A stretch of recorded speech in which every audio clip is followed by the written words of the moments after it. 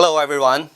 Today I'm going to talk about this GPU accelerated simulation and how that can enable your deep learning for both mask and wafers. You must have heard about deep learning. It's a very hot topic, especially on this conference. Pretty much every symposium they have deep learning sessions. And what I'm going to talk about is one very important aspect in deep learning. That is simulation. So basically, this is the framework I'm going to talk about. So you will see GPU accelerated platform, and there are a number of simulations running on that platform, and you will get those pre-trained neural networks. And I'll show you how those will boost your deep learning R&D. You must have heard of deep learning for a while, and actually deep learning is just a very sophisticated pattern matching.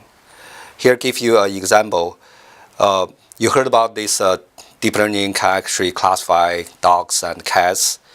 Basically, how that works is you have all of those labeled images, like all of those dog images. You know that's dog is classified by human. And you input all of those dog images into this deep neural network, and you know the output is a dog. Then you have this nonlinear optimization, just like what we do in OPC and IoT. Then you try to adjust all of those weight in each element of this deep neural network. So eventually you come up a set of weight. You give a dog image, it will come out. See, that's the dog. Right. Then once you have this neural network trained for all kind of like dogs, cats, and other animals, once you have this trained neural network, then you do inference. So you give an image of dog. It says, okay, it's similar to dog. Then it's actually output. That's a dog. Right. So it doesn't really do reasoning, but it's just doing pattern matching. However, such a deep neural network can be really powerful, even it doesn't really do reasoning. The very famous example would be what happens last year. This AlphaGo program developed by DeepMind at Google, they actually beat the best professional Go players in both Korea and China. And how they can make that happen is because you look at like how many games a professional Go player can play in their entire life. It's about like 10,000 games. But if you look at the AlphaGo, it actually played over 100 million games in 4 to 6 weeks. So that's at least like 10,000 times more than a professional Go player can play in their entire life. That's how they can actually beat those Go players. So that means that you need a lot of data to train your deep learning network. And where you can get those data, you would say, oh, I have those data. So let's take the autonomous car industry as an example. So those are Google self-driving cars. They drove like millions of miles or 10 millions of miles. But still, they found that that's not enough. Why? Because human, we are driving very safely. So those accidents, that doesn't happen that often. That's why if you look at NVIDIA and other companies, they came up with a solution. They started to develop those virtual reality driving simulators. And with that, you can actually simulate those driving experience, and you can simulate those accidents, because the real accident can actually cost a human's life. And with those simulations, you can actually simulate all kinds of combinations, like different traffic, different day of time, and also accident. So those simulations are very critical and very useful for deep learning training. Not only that, it turned out those simulations is also very useful for inference. Why? Because once you have those deep learning training model, before you deploy that to your customer side, you want to verify it. and you also want to debug it. And how do you do that? You basically use a simulation to generate those test cases so that you can verify your deep learning model. Then what about our industry, the wafer mask? It turned out the simulation is even more critical in our industry. That's because, firstly, those are accidents, like basically the defect on mask and the wafer, they don't happen that often. So you don't really have enough of those data.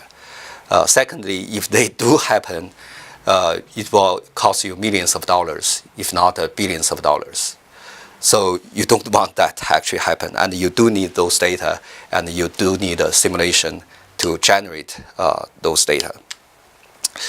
The next question is, okay, you need a lot of data, you need a simulation, you need to do training, then what would be the best platform to do deep learning training and simulation?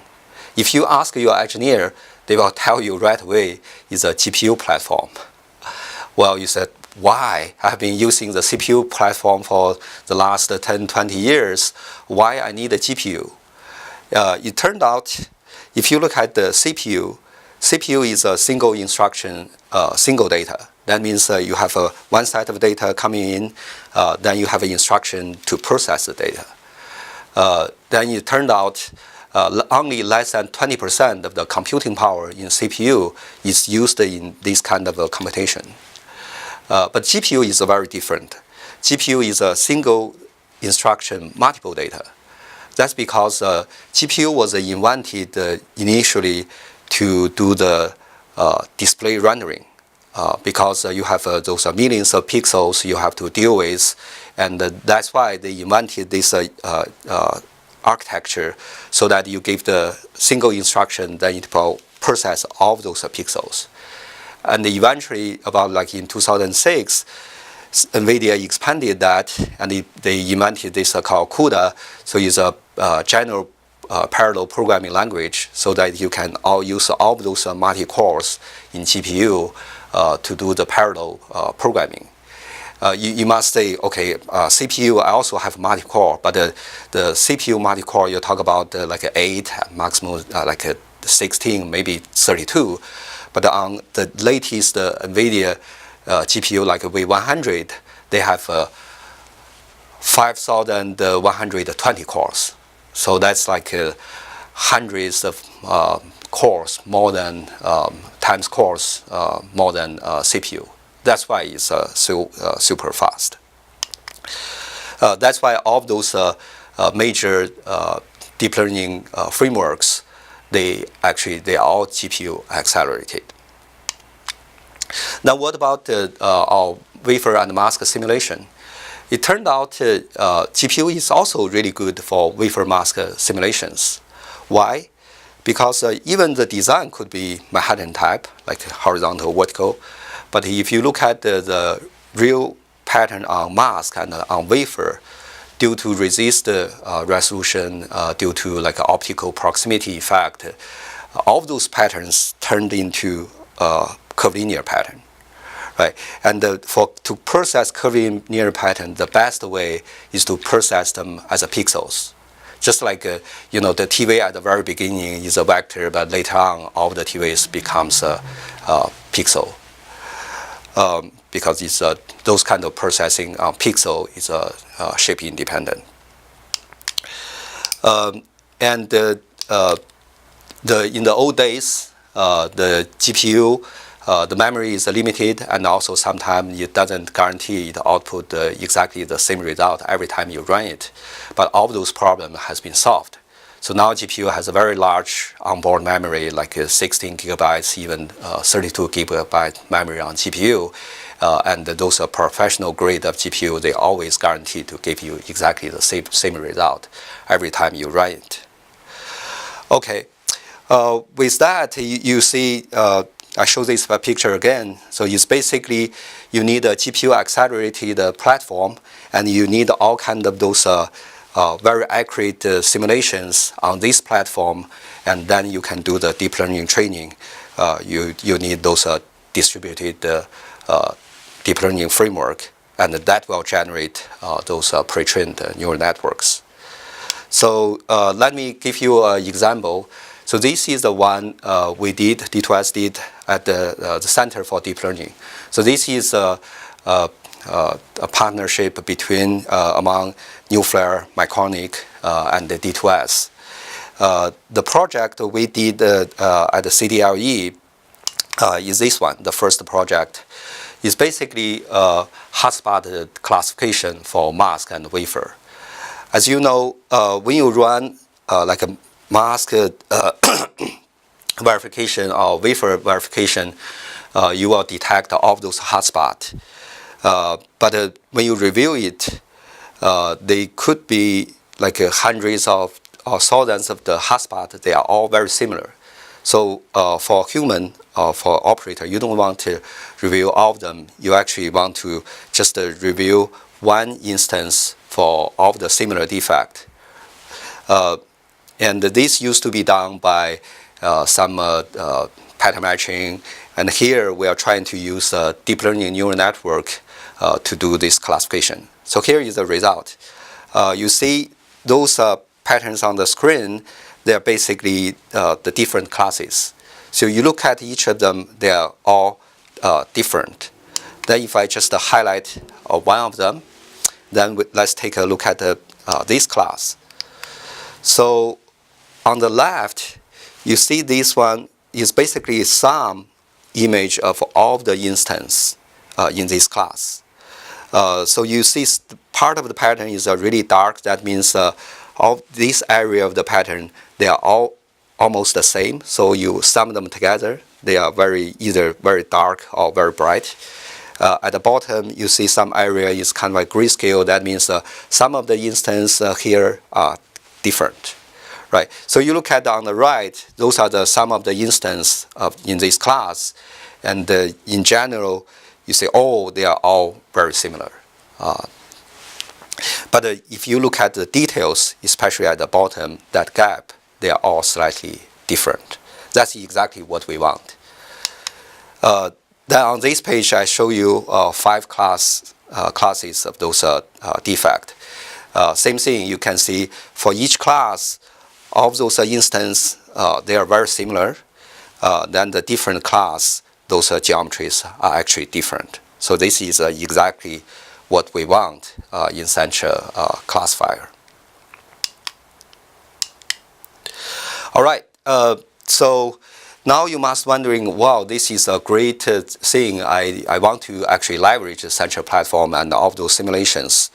So we turned out we do have those platform and simulations we can actually give to you to help you accelerate your work.